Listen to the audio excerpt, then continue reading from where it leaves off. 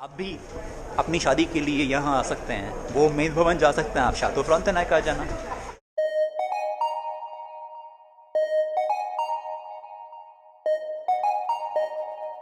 नाम है, मैं हूँ इस वक्त क्यूबेक में, क्यूबेक सिटी। $9.25 में, $9.25 में आप यहाँ पर स्केटिंग कर सकते हैं। जगह का नाम है माउंट मोरेंजी और ये एक फॉल्स हैं यहाँ पर।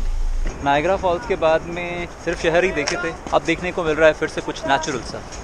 ये है माउंट मोरेंजी फॉल्स।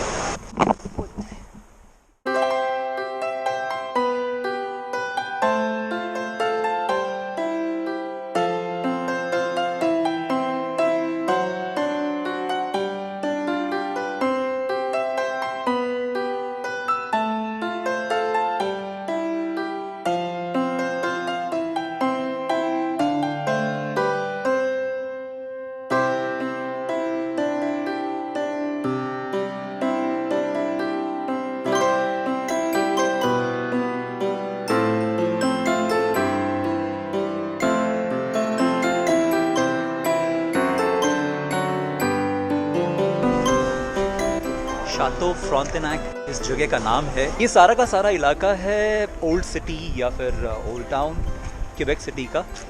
टैक्सी पकड़ी थी, यहाँ तक आया, $32 लगे। एक पुराना महल जो अब होटल बन चुका है, 1900 के आसपास में ये बना था, 1893 ऐसा कुछ था। एक भाई साहब मिले, उन्होंने बताया कि ये क्यूबेक का सबसे बड़ा होटल है। जैसे हमारे देश में हैं पुरानी हवेलियाँ, पुराने महल राजस्थान के, अब बदल गए हैं होटल्स में। लोगों ने इनको कन्वर्ट कर दिया है, मेहमान आके रुकते हैं दुनिया भर से आके। ऐसा कुछ है शातो फ्रॉन्टेनैक। बाय द वे, आज है 1 दिसंबर और आज पता चला उम्मीद भवन जोधपुर में प्रियंका चोपड़ा शादी करने जा रही हैं। जैसे उम्मीद भवन है ना, वैसे ही कुछ है शातो फ्रॉन्टेनैक। आप भी अपनी शादी के लिए यहाँ आ सकते हैं, वो उम्मीद भवन जा सकते हैं, आप शातो फ्रॉन्टेनैक आ जाना। मगर किसी और के साथ है ना, प्रियंका चोपड़ा का तो नंबर चला गया।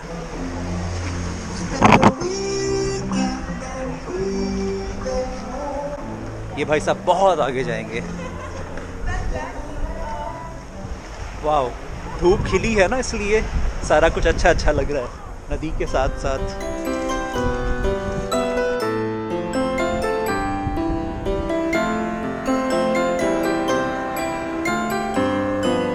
फ्रॉन्टेनैक के आसपास भटक रहा था, मूत्र विसर्जन के लिए कहीं जाना था, तो स्टारबक्स नज़र आया। लेकिन जैसे यहाँ पहुँचा, यहाँ कुछ ये पढ़ने को मिला,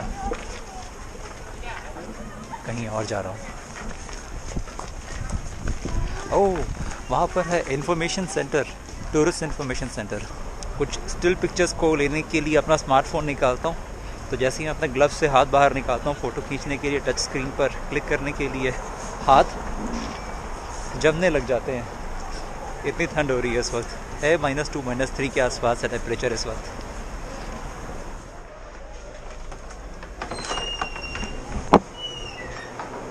सुबह 9 से शाम 5 बजे तक खुलता है ये। इंफॉर्मेशन सेंटर से बाहर निकलने के बाद, थैंक यू, थैंक्स, लोग रुक जाते हैं ज़ीब्रा क्रॉसिंग पर। ये है वो, क्या नाम है उसका, शातो। अभी मैं यहाँ पर था। ये है वो इन्फॉर्मेशन सेंटर जहाँ से मैं निकला हूँ और मुझे जाना है फ़िलहाल यहाँ 4:30 पर। अभी 4:20 हो रहे हैं। 4:30 पर एक फ़िल्म शुरू होने वाली है जो कनाडा की हिस्ट्री के बारे में है, इस म्यूज़ियम में है। तो मैं जा रहा हूँ अभी अंदर उस फिल्म को देखना है। मुझे फ़िल्में बहुत अच्छी लगती हैं, तो आधे घंटे की वो फिल्म है, अंदर देखने के लिए जा रहा हूँ। अभी शाम के 5:15 हो रहे हैं और इतना अंधेरा है, रात के 8-9 बजे जैसा लग रहा है। रू द ट्रेवर्सी इस जगह का नाम है। रू मतलब होता है रू फ्रेंच में, सॉरी क्या बोलते हैं मुझे प्रोनाउंसिएशन सही नहीं पता है। बट यहाँ से मुझे मिलेगी फेरी उस पार जाने के लिए, लॉरेंस नदी को क्रॉस करके उस पार जा रहा हूँ। बस ऐसे एक एक्सपीरियंस करने के लिए। नदी के ऊपर एक फेरी चलती है, उसकी डिटेल्स आगे दूंगा। फेरी टर्मिनल पे आ गया हूँ। मेरे पीछे है टिकट काउंटर, यहाँ से मैंने लिया अभी टिकट। बेसिकली ट्रेवर्स का नाम है, टैरिफ है ये $3.6 लगेंगे एक एडल्ट के लिए। बच्चों के लिए फ्री है, अगर आप 5 साल से छोटे बच्चे हैं तो आप, मतलब आपके छोटे बच्चे हैं तो। अभी बज रहे हैं 5:30, तो एक फेरी तो चली गई। अगली है 6, फिर 6:30, फिर 7:30, फिर 8:30, हर घंटे बाद है। तो एक एक्टिविटी है बेसिकली। 6 मिनट का रास्ता है। इन 6 मिनटों में आप नदी पर गुज़रते हुए लेविस जो कि उस तरफ है और इस तरफ क्यूबेक, दोनों ही जगहों को देख सकते हैं। शायद ये बार कोड दिखाया और मैं अंदर आ गया। बेसिकली मुझे एक्चुअली वॉशरूम जाना था, तो मैं वॉशरूम का इस्तेमाल करूँगा। वो जा रही है फेरी 5:30 बजे वाली।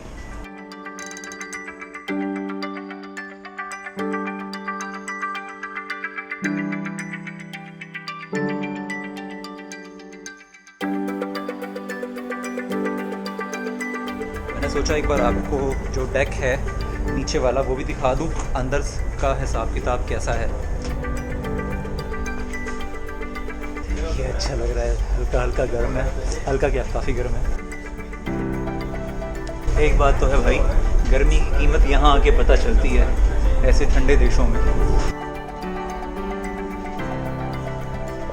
वरना दिल्ली में तो 40-45 डिग्री सेल्सियस, यहाँ -5 में, जहाँ फील्स लाइक 5 फील्स लाइक -10 होता है।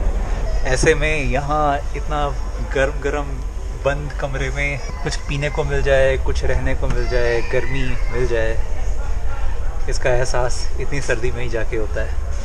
पहुँच गए हम लोग नदी के उस तरफ। 6 मिनट का रास्ता है बस। सभी पैसेंजर्स का उतरना ज़रूरी है, पकड़ के उतारेंगे नहीं तो वो। बाहर निकलने के बाद टिकट फिर से ख़रीदो और जाओ। मैंने रिटर्न टिकट ले रखी है पहले से, तो इसलिए बस वो पंच करना है और इसके बाद मैं जा सकता हूँ वापस। टिकट काउंटर पे मैं गया, वहाँ से मैंने पूछा। पहली बात तो इस जगह का नाम है लीवी। तो लीवी में करने के लिए क्या है, उन्होंने कहा कुछ खास नहीं है, लोग सिर्फ सुबह यहाँ से काम करने के लिए जाते हैं क्यूबेक। जैसे बहुत सारे लोग विरार से, चर्च गेट, दादर, बॉम्बे सेंट्रल, बहुत सारे लोग उन ट्रेनों में चढ़ के जाते हैं, दिल्ली में आते हैं, फरीदाबाद से, गुड़गांव से, गाज़ियाबाद से, नोएडा से। इसी तरीके से यहाँ से लोग जाते हैं क्यूबेक सिटी, वो सामने। इसका यही सिग्निफिकेंस है। उजाला होता तो शायद मैं इसको और बेहतर समझ पाता। रात के अंधेरे में बस थोड़ा सा देखने में ये क्यूबेक सिटी अच्छा लग रहा है। नहीं भी करेंगे तो भी चलेगा, करते हैं तो कुछ एक्स्ट्रा करने को मिला, जैसे मुझे मिला। तो $3.5 और $3.5 के आसपास का वो टिकट है। करीब 45 मिनट्स हैं मेरे पास वेट करने के लिए। थोड़ी देर में फेरी आएगी और मैं चला जाऊंगा उस तरफ। पार हो गया फिर से इस फेरी में, और ये वही फेरी है जिसमें मैं आया था, वही वेसल है। अंदर घुसते ही सबसे पहले जिन चीज़ों को मेरी आंखों ने ढूंढा, सुबह से तीसरी बार अपना गिम्बल, अपना कैमरा, अपना मोबाइल चार्ज करूँगा। चार्ज करते रहना चाहिए ना जब भी मौका मिले। टाइम है 6 मिनट है, 6 मिनट में थोड़ा बहुत तो होगा। चार्ज कर रहा हूँ, इसलिए बता रहा हूँ कि शायद आप भी कभी कभी ऐसे मौका अगर मिलता हो घूमते घामते तो कर लिया करें। फनीक्यूलर से ऊपर जा रहा हूँ मैं। ऊपर नीचे जाने के लिए है, जैसे शिमला के मॉल रोड पर है, एलिवेटर्स बने हुए हैं, वैसे कुछ है। एक आदमी का आपको $3.5 देने पड़ेंगे फनीक्यूलर में।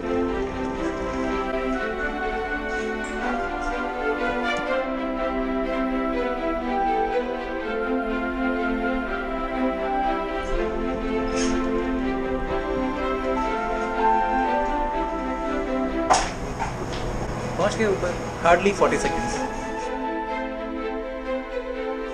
सर्दी की हद है यहाँ पर, देखना ज़रा। बर्फ़ जम जाती है और उसके बाद उसकी वो जो नुकीली सी चीज़ें होती हैं वो टूट जाती हैं ऐसे। ओह माय गॉड, कितना डेंजरस है ये। बाय द वे, बर्फ़ का हाल कुछ ऐसा है।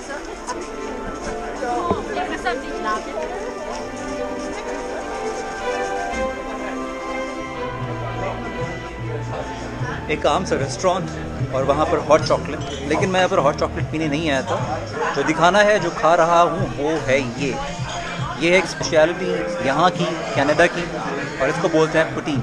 आलू, पोटैटोज, चीज़ और ग्रेवी है बस। ये है वेजिटेरियन, और आप अगर नॉन वेजिटेरियन हैं तो आपके लिए बहुत से ऑप्शंस हो सकते हैं, बट ये एक लोकल डिश है, आप यहाँ ट्राई कर सकते हैं। मैंने आज इसका नाम कई बार सुना, मेरा कई बार मन हुआ इसको खाने का। फाइनली मैं इसको खा रहा हूँ और $5 का है लगभग। ये जो पुटीन, मिनी पुटीन है बेसिकली ये, और मुझे लगता है कि एक आदमी के लिए शायद काफ़ी है।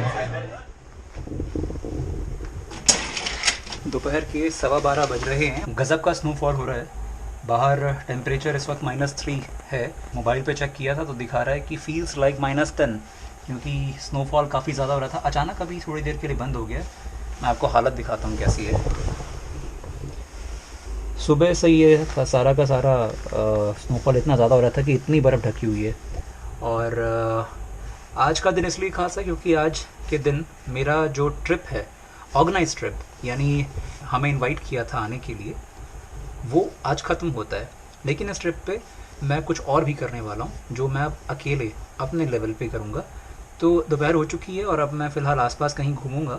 11:15 बजे रात को मेरी ट्रेन है, वो मुझे पहुँचा देगी कल शाम को हैलिफैक्स, जो नोवा स्कोशिया की कैपिटल है। नोवा स्कोशिया एक और प्रोविंस है।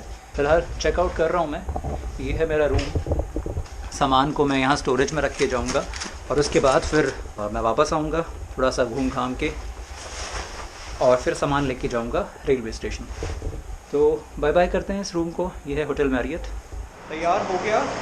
अंदर आज मैंने लेयर्स ज़्यादा पहन ली हैं क्योंकि बाहर मैंने बताया था आपको कि टेम्परेचर काफ़ी कम है, पूरा स्नोफॉल हो रहा है। अरे खुल जा भाई। तो जनाब ये हाल है बाहर की दुनिया का।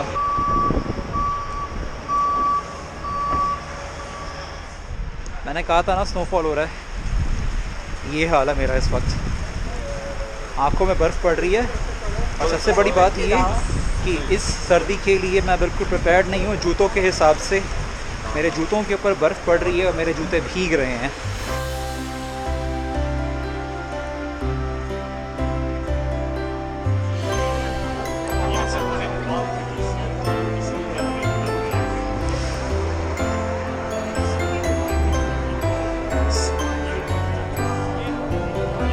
बेशक सर्दी पड़ रही है -10, इट फील्स लाइक -10, लेकिन इस माहौल में गर्मी है लोगों की वजह से। क्रिसमस जैसा माहौल है यहाँ। अच्छा लग रहा है यहाँ आके।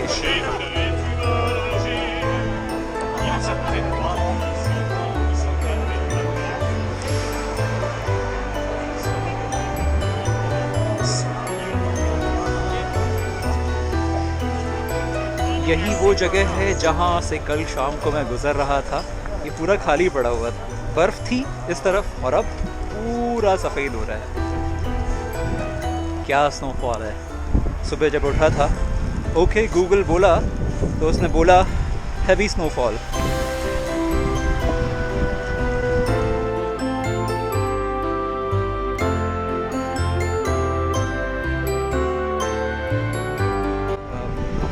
अभी एक आधे घंटे का एक शो देखा, इंग्लिश में था, फ्रेंच में भी होता है, फ्रेंच और इंग्लिश में होता है।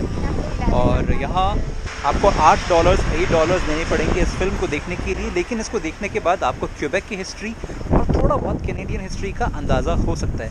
लेकिन एक सजेशन है, अगर आप थोड़ा बहुत भी यहाँ की हिस्ट्री के बारे में जानना चाहते हैं, बेहतर है इस फिल्म को देखने से पहले, इनफैक्ट आपकी कैनेडियन ट्रिप को शुरू करने से पहले, ज़रा सा विकिपीडिया पे जाके या कहीं पर जाके थोड़ा सा पढ़ लें तो आपको बहुत चीज़ें क्लियर हो जाएंगी कनाडा के बारे में, क्यूबेक के बारे में। क्यूबेक एक बहुत इंपॉर्टेंट रोल प्ले करता है कनाडा की हिस्ट्री में। जैसे मैंने आपको बताया था यूएस वाली सीरीज़ में, मैं लैंड हुआ था बॉस्टन में, मैसाचुसेट्स की कैपिटल है। मैसाचुसेट्स वो इलाका है यूएस में जिसको न्यू इंग्लैंड, शुरुआत में न्यू इंग्लैंड इसलिए क्योंकि इंग्लैंड से लोग आए थे और अमेरिका पहुँचे तो उन्होंने उस इलाके का नाम रख दिया न्यू इंग्लैंड। तो इस तरीके से यूएस की हिस्ट्री में new England, Massachusetts, Boston importance रखता है।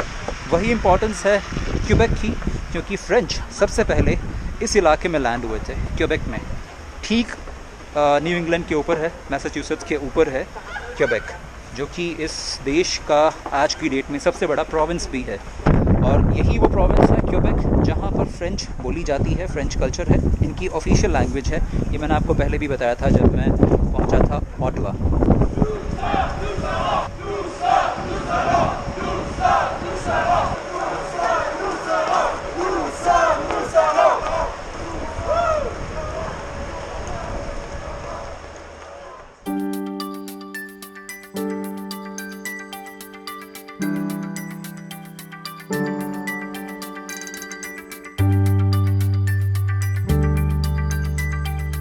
शिक्षक रेस्टोरेंट से पोटीन खाने और लेने के बाद मैं निकल रहा हूँ वापस होटल।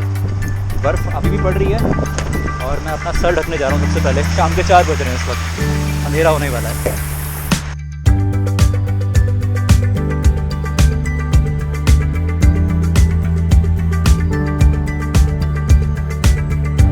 अब मुझे ज़रा भी कोई परवाह नहीं है, बर्फ़ चाहे कितनी भी पड़ती रहे, मुझे अच्छा लग रहा है इस वक्त चलना। सॉफ्ट है बर्फ़, इसलिए चलने में कोई दिक्कत नहीं हो रही है। जहाँ बर्फ़ थोड़ी सी जमी हुई है, पुरानी हो जाती है, वहाँ थोड़ी फिसलने की दिक्कत होती है। ये सॉफ्ट है, अच्छा लग रहा है अब।